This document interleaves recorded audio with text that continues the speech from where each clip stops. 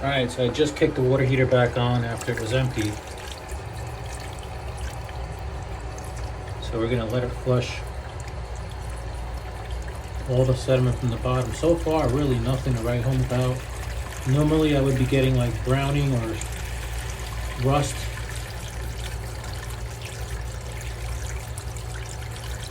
I'm getting some calcium deposits.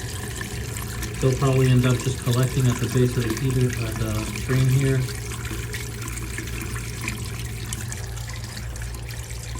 Some more.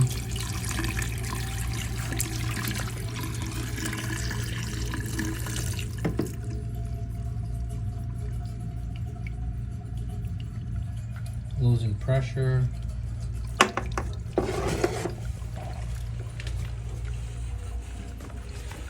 You can hear it struggling because there's sediment at the base.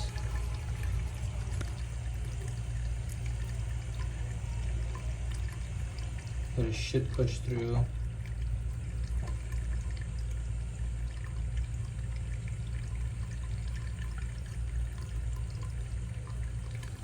As the pressure builds.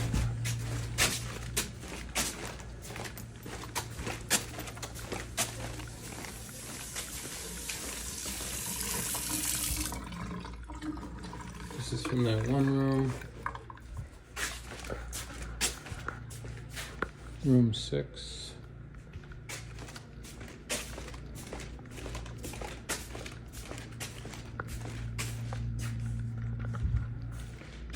So the system is a little tricky because it does have a return loop associated with it. So it all has to bleed out properly, but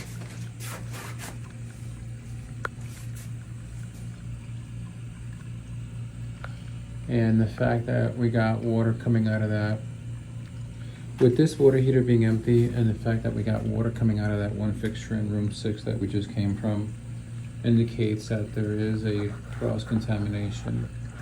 And usually that means that a check valve in line is failing. At this point, it looks like that check valve should not be a swing check valve, it should be a spring check valve.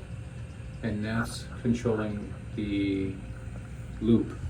And the flow of direction is obviously from the wall down into the pump and back into the cold water side,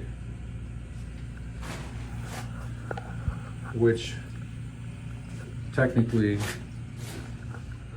your check valve should have been on the cold water inlet, so this could free flow back into the water heater. And so the check valve should have been up here somewhere instead of on the return line coming down. Not only that, but whenever you have a return line, you need a way to flush out debris in the return line, which is probably what's causing us so much headache right now.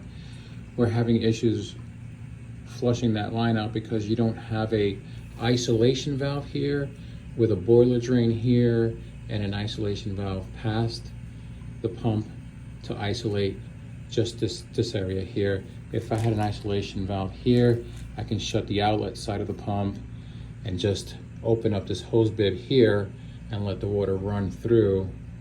And then if, let's say for instance, we had to replace this pump, I wouldn't have to shut the whole system down.